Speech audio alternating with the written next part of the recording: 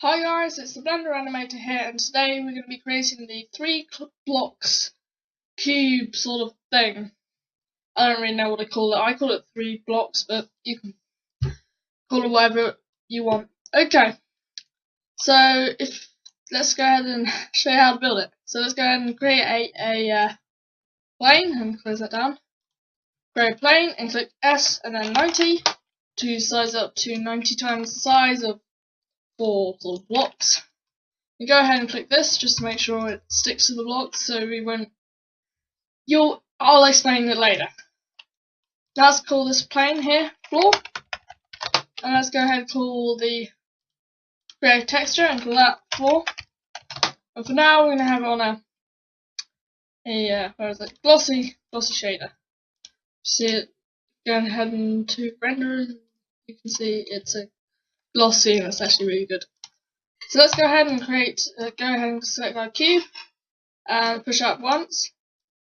Now if you've selected this, it will just go up like a block, one per sort of square thing, which is precisely what we want since we want to make sure our measurements are perfect.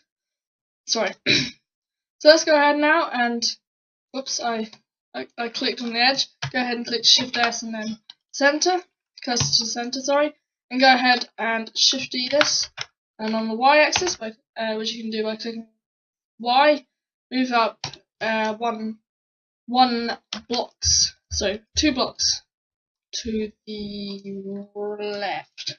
Sorry. And now let's go ahead and click Shift and then R, and it'll do the same thing again. Let's move these 2 blocks here forwards and rotate them. We go into here, or in the middle, I think. I'll just check. There we go. Rotate that by 30 degrees, and rotate this also by minus 30 degrees. And, oh, wait, I think it's 40, yeah. 40 degrees, yeah, and 40 degrees. Right now, let's go ahead and start going into our background and change, and go on to this, and I think I've already enabled it. Change it down to black, so there's nothing to illuminate anything apart from our cubes. And let's go back into solid view and click on our first cube here. Now let's go ahead and add a new texture. It's going to be an emission texture.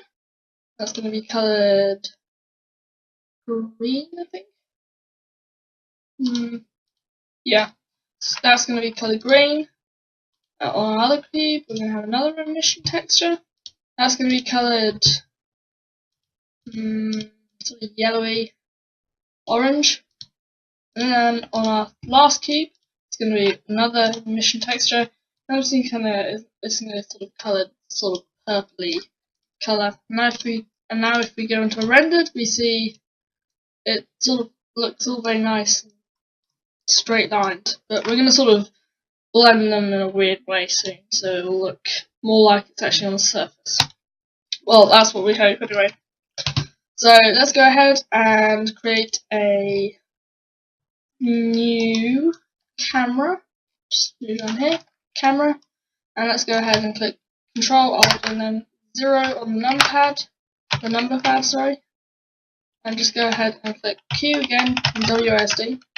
And if you want to go into this mode, you just click Shift and F, and maybe I'll explain that. Just wait until you get a nice view. There we go. Just a bit down a bit. That's about right. There we go. And now let's go into our transform settings and just make that to 4 so it's on the line. Oh, oops, -4. There we go. And change this to 90. And change this to 0. And now on our rotation, we can keep that as 70. I'm going to keep it as 70 on the dot, so there we go. Now if we go into our rendered mode, we'll see it all turn to this thing. And we just want to make sure it only renders the box, so let's go into this and click where is it, border, and then we just go ahead and render again, and oh, oops, go ahead and go in 3D view and render it, and now click on the base, which you do by clicking there, and clicking here if you want to actually click on a visible target. Now we can just sort of change the roughness so it has that nice sort of effect.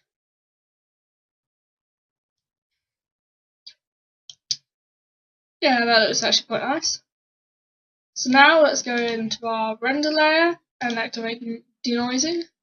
And we're not going to play around with our RGB curves in this video because, one, actually you don't need it so much for this sort of video, and two, it just takes so long, it's quite hard to do. I mean, I did it on my time lapse, but I'm not going to do it here.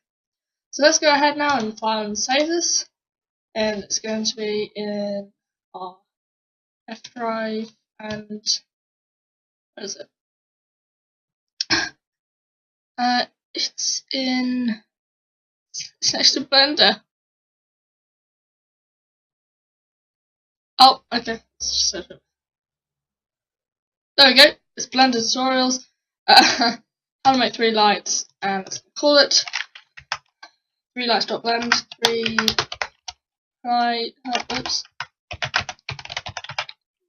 .blend. And let's go ahead and save the blend file and render it. And make sure that this is obviously selected so we actually denoise it. And you can see it actually comes up with a really nice image. But maybe it's a bit too sort of, it's not quite, it needs to be a little less down the camera, so it's a bit, basically looks a bit better. So we're going to go ahead and click Shift F, and we're going to go out and just find that, as click it like that, so it's there, and let's make sure it's obviously the camera is on where it should be. Just change that again to that, and then that to 90, and you can see that actually looks a whole lot better, with like a really nice background. Now our background's actually a bit too dark, so let's make it a little bit lighter. I mean, maybe. Okay, ambient inclusion doesn't work. Maybe we do. Maybe just a little bit. Yeah, that doesn't do much, does it? No. Just one, and then like 0.01. Oh, God. 0.1. I don't think I like that. But that I can get over with, to be fair. So that actually looks a lot better. I'm just going to actually move our camera so we don't actually have to see it. There we go. Ta-da! Problem solved. And correct it again, so it's on 90. And there we go. We are done. And if we go ahead and render it again, you can see that it all looks very nice. I'm just going to get ready for our main render, so we're just going to change it to GPU compute. I'll post a video on all that sort of stuff, what those settings do. I'm just going to change this here. I'm going to make sure it's like PNG. Compression is going to be like 60. And 16 color. There we go. I'm just going to, here we go, and call it thumbnail. I'm going to call it thumbnail. Thumbnail because it's basically going to be the thumbnail of our video, so what can I say? And I hope you enjoyed this video. If you did, obviously remember to leave a like and subscribe if you're new to the channel. And hopefully I'll see you again next time for another Blender tutorial.